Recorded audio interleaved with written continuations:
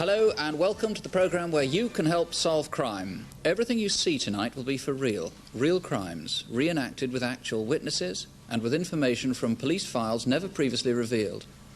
You may see someone you know or something you recognise. If so, the detectives behind me are waiting for your call. And in case you do see something you recognise, be ready to write the numbers down. This is the number here, 01811 8055. But police throughout the country are waiting for your call. Or if you prefer, you can speak in absolute confidence to a BBC researcher. The crimes we cover are the most difficult to solve and therefore most need your help. And thanks to you, last month's Crimewatch once again achieved results. If you remember, we showed you film of an armed robbery taking place at this branch of the Nationwide Building Society in East Ham in London. As a direct result of information received from Crimewatch viewers, Scotland Yard's flying squad arrested 3 people in connection with that crime. Between them, the 3 have also been charged with a variety of offences, including illegal possession of firearms and 2 further armed robberies. But sadly, no significant developments yet on the Hilda Murrell case. Speculation continues, but so far, despite a lot of calls, the police tell us they've merely eliminated one small line of inquiry. We'll keep you in touch. And there's little we can tell you now about the murder of Elizabeth Sutherland near Inverness, or the disappearance of the French student Veronique Marr. But remember, often it takes time before cases are finally resolved. 9 months ago, we asked you to help find the man who attacked a German tourist in the New Forest. Well, directly after the programme, an anonymous caller provided information. And now, after a trial at Winchester Crown Court, a man has been convicted of attempted rape, grievous bodily harm and robbery. The judge has called for medical reports before passing sentence. Remember this man? Stuart Alexander was wanted by police in Sussex for cheating elderly people out of thousands of pounds by, believe it or not, posing as a valet on the QE2. This viewer in Eastbourne recognised him as someone staying at her friend's guest house. She called the police and then rang her friend, who was actually sitting with Stuart Alexander watching television. Sadly for him, perhaps, though, they were tuned to ITV. Before Crimewatch had ended, Mr. Alexander had been arrested and is now been sentenced to 3 years' imprisonment on 3 charges of obtaining money by deception. Now to the first of this month's reconstructions. A few weeks ago, we received a tragic and very moving letter from Robert and Lee Goebel in Hastings. They were desperate to find whoever set fire to their home 3 months ago while they and their children were asleep inside. At the same time, Sussex police asked us for help. In the reconstruction you're about to see, many people, including neighbours who were there that Saturday night, have taken part. Actors and actresses play the Goebel family. Their house is 38 St Helens Road, which is a main thoroughfare in Hastings. Our reconstruction begins in the early hours of Sunday, February the 3rd. Sammy! Sammy! Come on! Come, Sammy! Sammy, come! Come!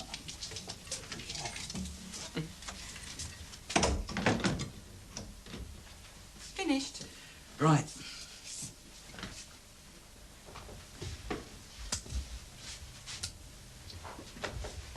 What time are we going to your mum's tomorrow, love? Oh, I said about lunchtime. I must look in on the kids.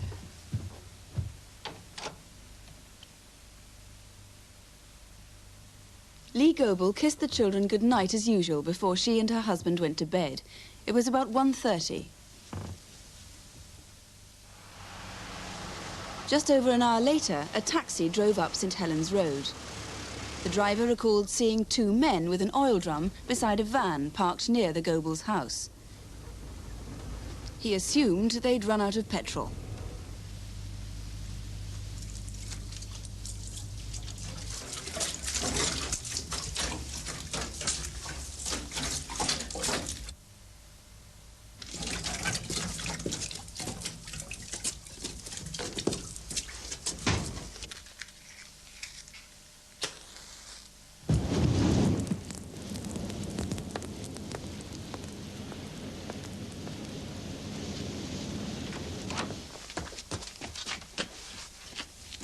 A passing driver remembers a man dashing across the road into the park opposite number 38.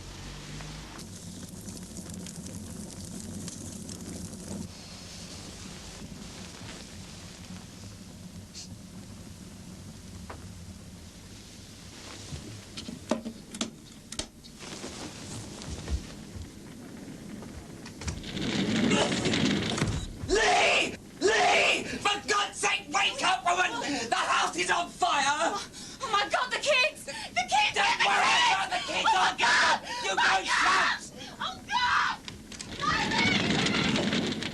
Oh God! Help! Help! My babies! Someone help! Hearing her screams, Bob Spice, a builder who lives next door, rushed out to help. Another neighbour phoned the fire brigade. As Bob got a ladder up to the parents, he realised the children were still trapped in the back bedroom.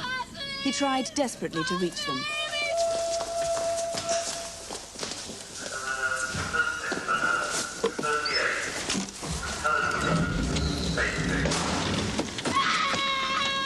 Another neighbour, Ron Salt, realised he'd have to climb the ladder to try and persuade the parents to come down.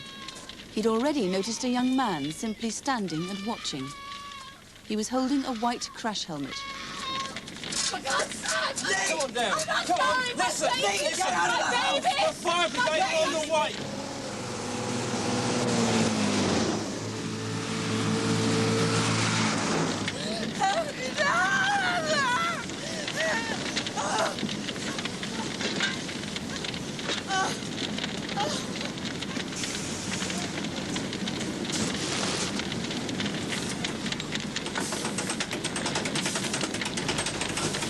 Two kids, got back petrol.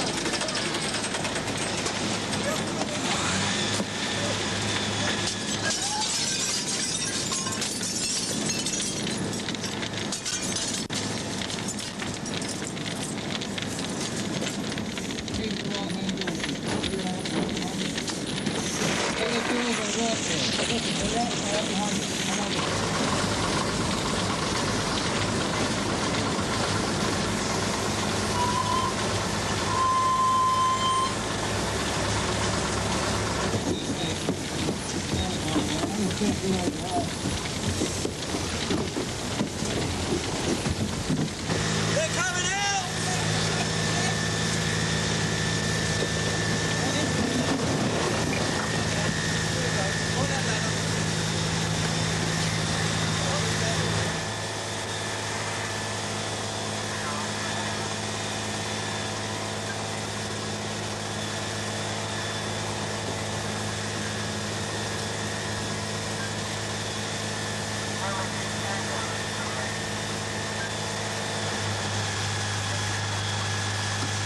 As the ambulance left, the police already knew that the fire had been started deliberately.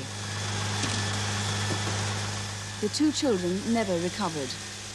The arson attack had now become a murder inquiry. And Detective Superintendent Bill Clements is in charge of the case. Do you think murder was the intention? Well, I think that they meant harm to the Goble family because by pouring the petrol on the stairs, they cut off their way of escape, so they meant to harm them, yes. Have you found any possible grudge against the family? No, they're a very happy family. We've seen all their friends and relatives. Nobody has any grudge against the Gobles, and certainly they couldn't have had anything against those two little children. So no apparent motive at the moment. You found that oil can in the garden. Do you think that's significant? Yes, at some time it's contained petrol. It doesn't belong to any of the Gobles, and it doesn't belong to any of their near neighbours. But it certainly contained petrol. What's rather surprising is that it was a main road and yet not many witnesses have come forward. That's true. In fact, we've got over 30 people that have been described by various witnesses who we've still yet to trace. There are a lot of people still outstanding. Now, a number of people you particularly want to get hold of, the two men who were seen beside that van. That's right. They were seen sometime earlier than in that evening. One of the men was in his mid-30s with a sallow complexion and wearing a bomber jacket. They need to be eliminated from the inquiry. And the van's quite unusual. Yes, it's exactly as shown. It's a BMC model, except that at the rear there are windows in the doors. It's a model that hasn't been manufactured since 1972. And do you know what colour it was, the van? No, the taxi man who saw it can only say it's red. Dark, sorry. A dark colour, right. And you also want to know who that man was on the screen there who was running across the road? Yes, he was seen just before the fire was discovered. He's most important. He's a young man in his early 20s in a sort of motorcycle jacket, probably leather. He's most important for us to find. That was about 3:45. Yes. And interesting, he had a leather jacket because the young man who was seen just gazing at the blaze also had a leather That's jacket. right, and he, the man with the white crash helmet was at the scene when the fire was discovered. He could be the same man as previously shown, but of course they were described by different witnesses. So we need to find those. Most important those men are. Anyone else you particularly want to find out who you know was there? Yes, there's a young lady who was walking her dog. She was seen within 100 yards of the scene just about the time of the fire. It's most unusual for anybody to be walking a dog that time of night, and we would have liked for her to have come forward. Right, so to sum up, exactly what do you want people to come forward with tonight? We want anybody who didn't have relatives in their house, who fear they might know the identity of the person responsible, and even if it means informing on someone they know, it's most important that they come forward. Detective Superintendent, thank you. And if you think you can help, please do ring us. You can talk to the detectives, or if you prefer, you can talk to a BBC researcher. The number 01811 8055. The lines are open, but if you can't get through, keep trying. Or you could call Sussex Police in Hastings. The number 425 000. That's 0424, the code for Hastings, 425 000. Now, the Crimewatch Incident Desk, where we invite the police to appeal to you directly. Here are Constable Helen Phelps and Superintendent David Hatcher. First on the incident desk, how this distinctive jewellery could help solve a murder. Mrs Connie Aris was 73, a widow who lived alone in Roman Road, Cheltenham. She was last seen alive on Wednesday the 27th of February. A neighbour saw her standing outside her house, number 32, at 7:15 that evening. The following morning, she was found battered to death in her home. Missing from the house was some distinctive jewellery. It's a vital clue. These stick pins are exact replicas of presentation pieces from her late husband's time working at pressed steel. And his watch was also engraved with pressed steel and H. Aris. If you've seen them, or if you were in Roman Road, Cheltenham on February the 27th, we'd like to hear from you. And have you seen any of these? On February the 17th, £18,000 worth of horse tack, including 4 unusual point-to-point saddles, like this one, was stolen from Dorchester Saddlery at Warmwell in Dorset.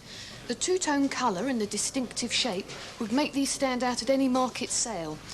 These are Crimewatch video fits of the two men who came asking for saddle oil the day before, but may have been after rather more.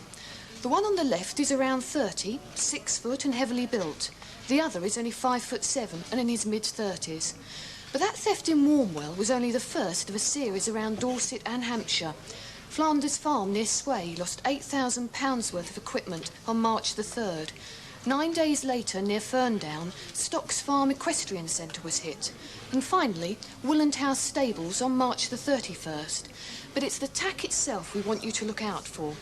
Everything that went from Ferndown was stamped with SFEC, even the stirrups.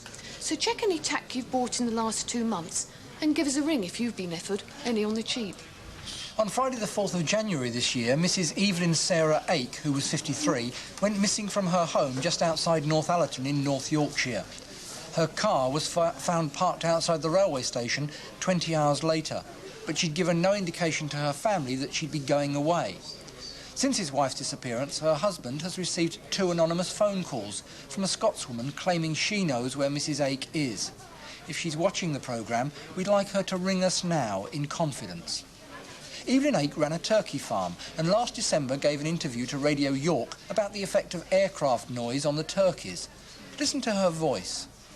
Well, I was getting over this fence in the field and these jets came from nowhere and whether it was the shock of them or the waves from the aircraft, by the time I came to pick myself up, they were way out of sight. And of course, you know, it frightens you. If you recognise Evelyn's voice or you've seen her, please give us a ring.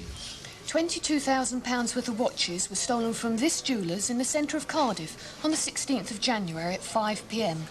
The only thing the thieves left behind was this, the sledgehammer they smashed their way in with. It's similar to those used for knocking in wedges on railway lines, except this one's much smaller, only £7 instead of 14, and it has a slightly pointed edge. There was a die stamp on the handle, but it's been scratched off. If you manufacture or hire out this sort of sledgehammer, give us a ring. And we've 3 faces in our photo call this month. Hampshire police are anxious to trace James Nally Ray. He's wanted for the attempted murder of Keith Harmon at Andover on March the 16th. James Ray is in his 40s, 5'10" and heavily built. He also has a blue heart tattoo with Carol beneath it on his left arm. If you've seen him, we'd like to know. And Scotland Yard detectives are anxious to trace this man in connection with a £3 million fraud. His name is Klaus Buzan. He's about 5'8" with dark brown hair and has a noticeable limp. He also has a pronounced German accent. He may be driving around in this black Opel Kadett. It's a left-hand drive from Germany, but with a British registration number, AGF 153W. And you may have seen Klaus Buzan with his girlfriend. Her name's Angelika Gleeps. She's only 4'10" with long blonde hair, and she too has a strong German accent. Quite a distinctive couple. So if you think you've seen this man, or you've spotted his car, please give us a ring. This young man is Ian Emerson Elliott. Northumbria Police and his parents need your help to trace him. He simply disappeared from his home at Whitfield in Northumberland on December the 19th, 1983. He was 18 then, a shy, retiring person who loved the farm he worked on. We don't think he went voluntarily. If you've ever seen him, or if you've seen any of the faces in our photo call, give us a ring. And finally, we've had an urgent appeal from Sussex Police. They're anxious to find this red Ford Sierra car, registration number A280HLE, in connection with a murder in Worthing on Monday night. If you can help with this, or any of the other cases on the incident desk, please ring us. And the number to ring, if you can help in any way, is 01 811 8055. 01 811 8055. Our next story is a mystery about 2 women who simply vanished. They lived near each other in a picturesque part of North Wales, and they were last seen in the same vicinity. And yet they went missing 2 years apart. First of all, Mrs. Peggy Goodman. She lived alone, and though she was 81 years old, she was far more energetic than many people 20 years younger. She frequently went hiking, attended demonstrations for CND, and sometimes went away from home without telling anyone. She was last seen near her home 6 days before Christmas in December 1982. And then on January the 4th this year, a second woman went missing from just down the road. Our reconstruction is in English, though the community usually speaks Welsh. The place is a village set beside the River Dee called Corwin. It's a few miles from the tourist centre of Llangollen and on the A5. On the 4th of January this year, Mrs. Myfanwy Jones disappeared without trace, just half a mile from where Mrs. Goodman was last seen. Myfanwy has been a popular and well-known figure in the small community of Corwin. Happily married with a 20-year-old son, the family have lived in the town for over 21 years. One Friday afternoon, 4 months ago, Myfanwy was visiting a friend in nearby Cloudponkin. Well, we didn't go very far from Corwin. You just drink and drive with us. I'm looking forward to it. I think it'll be a lot of fun. I'm very grateful to you for helping me. Oh, it's no trouble, Yes. no trouble. I'll be off now, right? Right. And I'll definitely see you Yes, Monday. remember to call. Yes, I will. Have a nice time tonight. Oh, yes. Unaware that she'd missed the bus, Myfanwy left for home.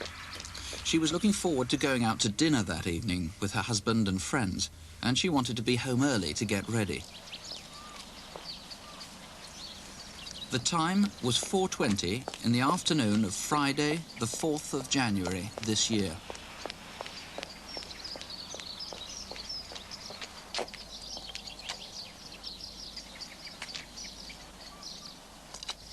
Mrs. Griffiths, I've missed the bus. I'm going to walk. 9 times out of 10 I will get a lift. Cheerio. Ta-ra.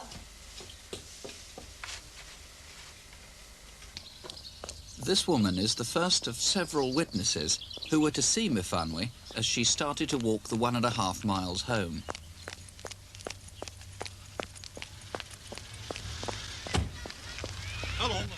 A few minutes later, she was seen by these two men who lived nearby. As she continued to walk, a witness driving towards her spotted her, and opposite, a man standing by a blue Vauxhall Viva. This man has never been identified.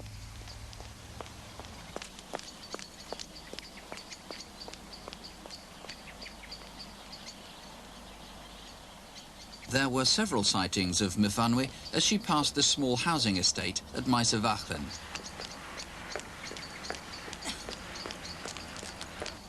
But it was the driver of this red car who was the last person we know to see Myfanwy Jones. She'd now walked half a mile. What happened to her next is a mystery. 5 minutes later, further down the road, a passing motorist found this deerstalker hat. It wasn't Myfanwy's, and no one has yet claimed it.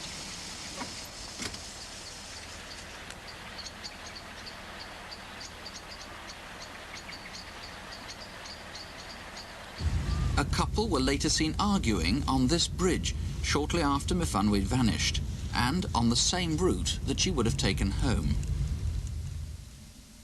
So what did happen? Police need your help with the following.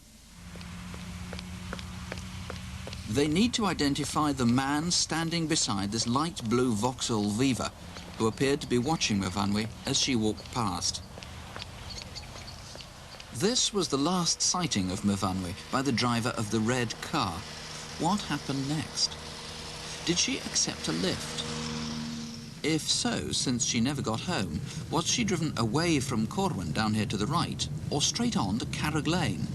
It was here that the deerstalker hat was found. Is it yours, or do you know who it belongs to? It's possible Myfanwy may have taken a short cut through this farm. She would have rejoined the main road here, where the couple was seen arguing. Police need to trace this couple. Faced with severe weather conditions which hampered their searches, teams of police frogmen were sent in to sweep a 16-mile stretch of the River Dee.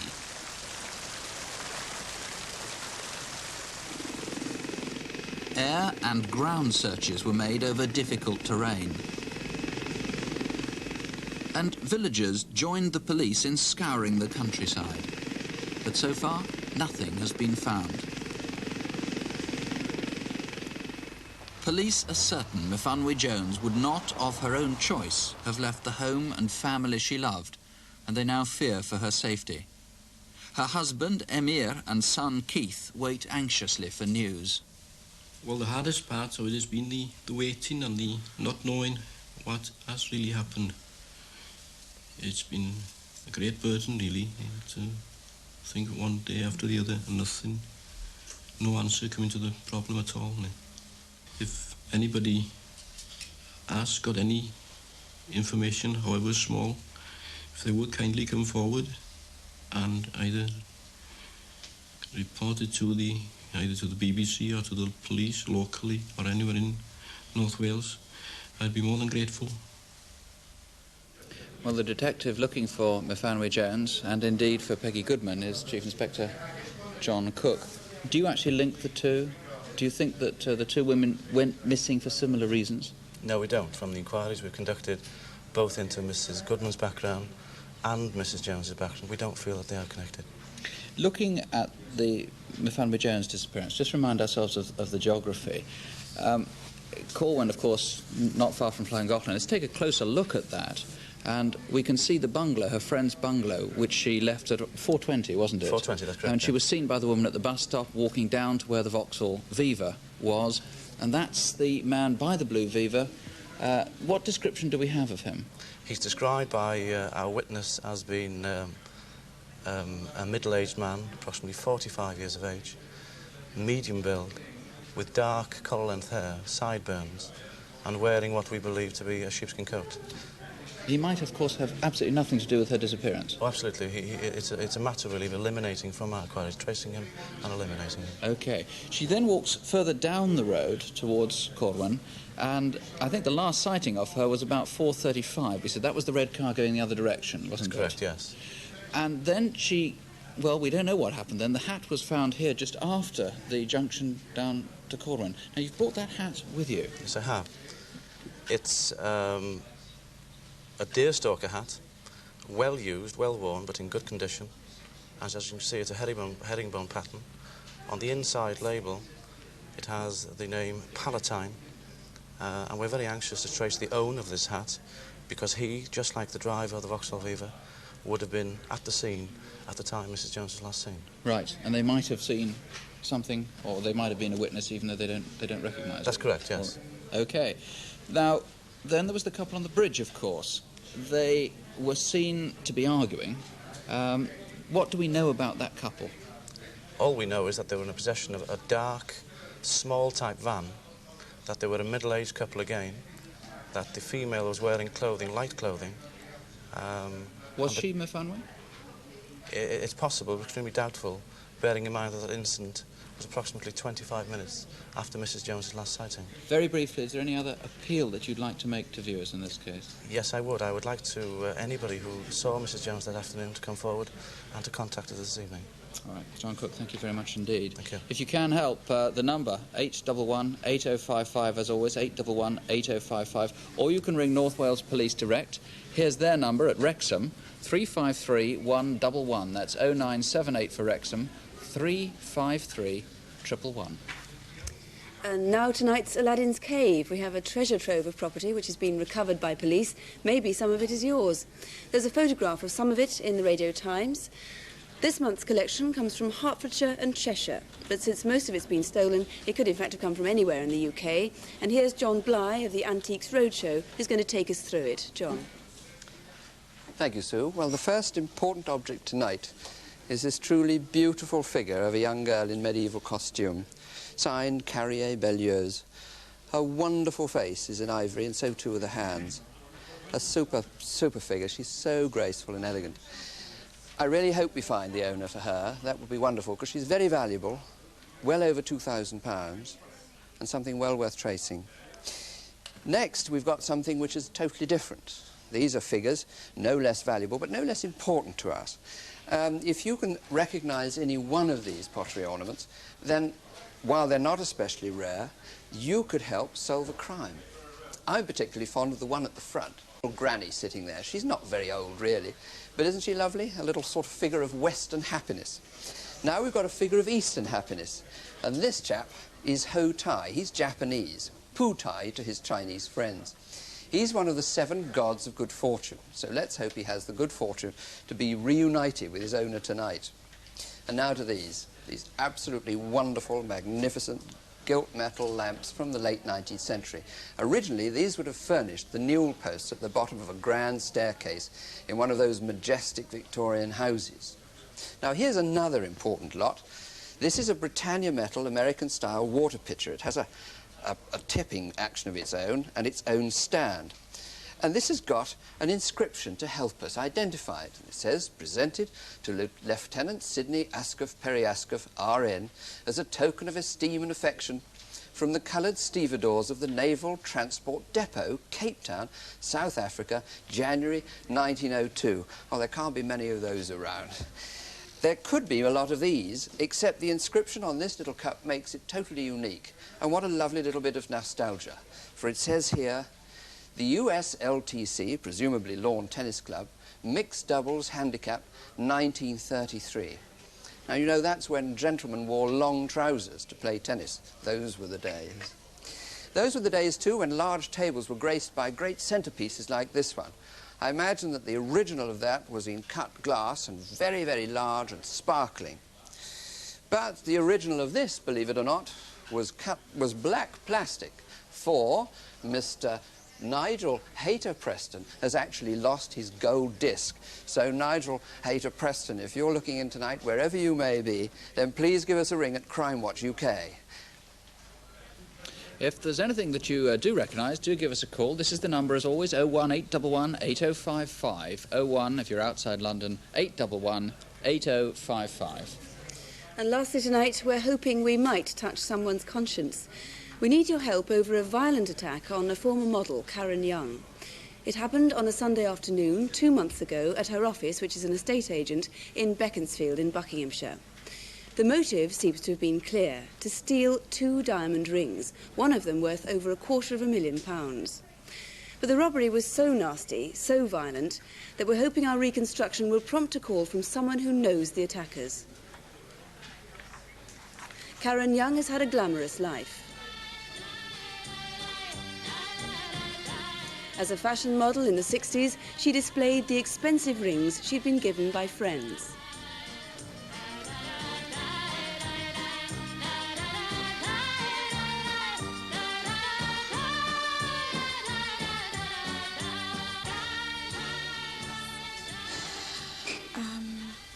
On the Saturday before the incident, 2 girls came into my office and pretending that they were interested in purchasing property. Yes, a very pretty house. Yes, very soon. Bye. Yes, of course. Bye. How much would it cost to buy a flat around here? Did you have one in mind? Yeah, a cheap one. Just a flat. Well, we don't handle anything under 38,000, which would provide one with a 1-bedroom flat. How much would that cost me? I've said 38,000 if you're lucky. No, she means how much? How much would it cost me? Like to borrow?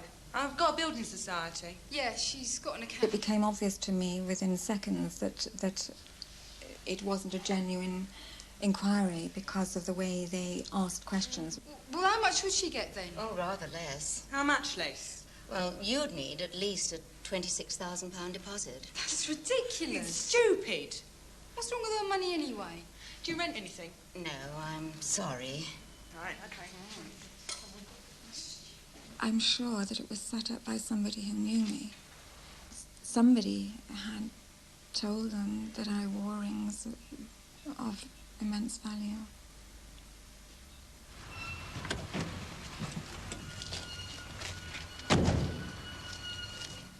Keith?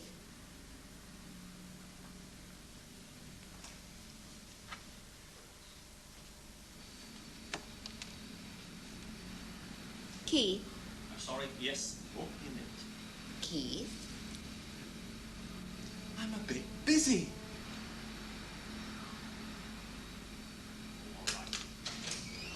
I'm looking for a flat. 38,000.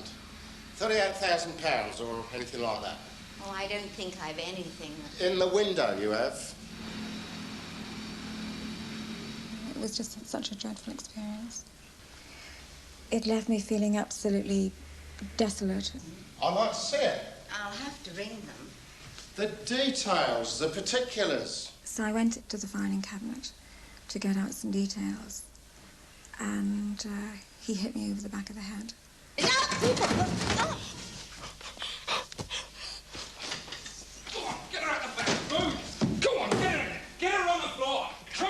I said to myself, God, I hope this is a nightmare. I'm going to wake up. Go on. I say, Karen. Get your head, Karen. Get those rings off. Come on. What are you doing, John? Keep yourself quiet, sunshine. Otherwise, you're going to get yourself seriously hurt. Now, get your face down. Where's that Get ring? yourself the head down. Don't you look at that. Do him in. I realised after they hit me 3 times that it was really stupid to try and resist them in any way. Get your head, Karen. Get those rings off. Come on. What are you doing, John? I felt them rip my rings off my fingers, and they broke my jaw.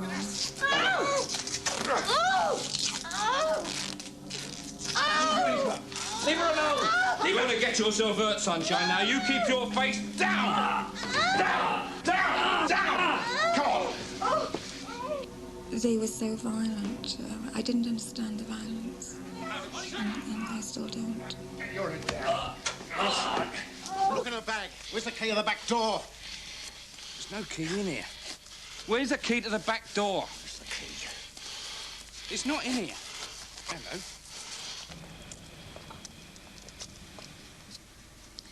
They should be locked away forever.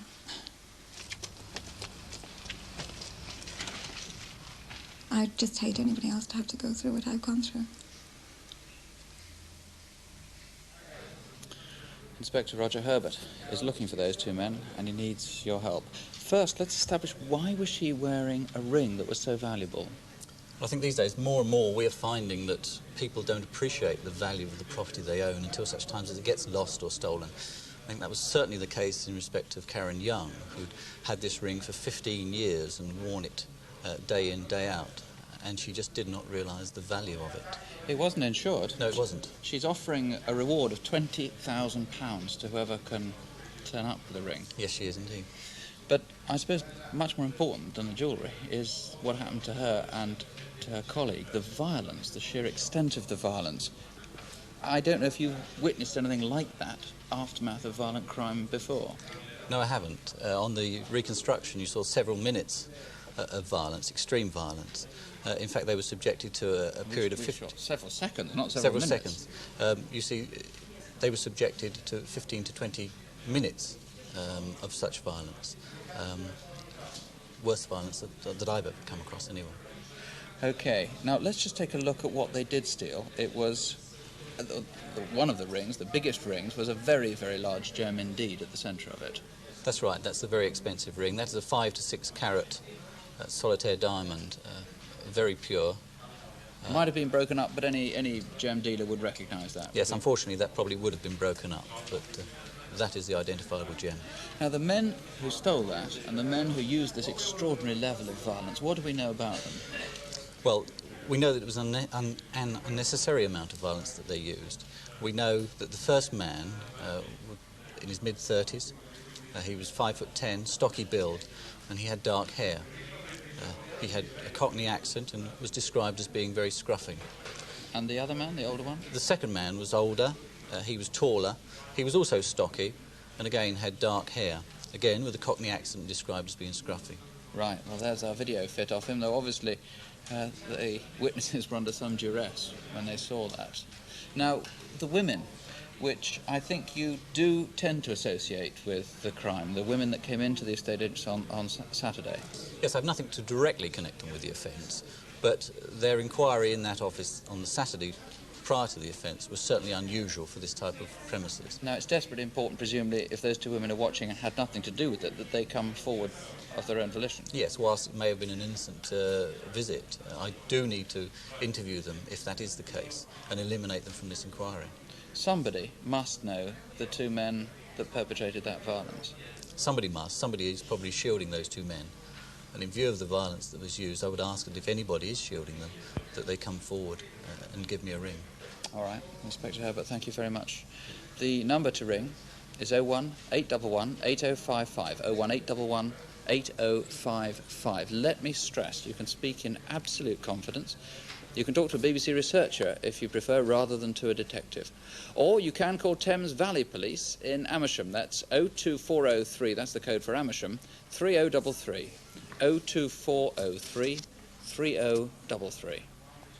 And if you've missed any of tonight's numbers, they're all on CFAX, if you have that, on page 186. They're there for the rest of the week.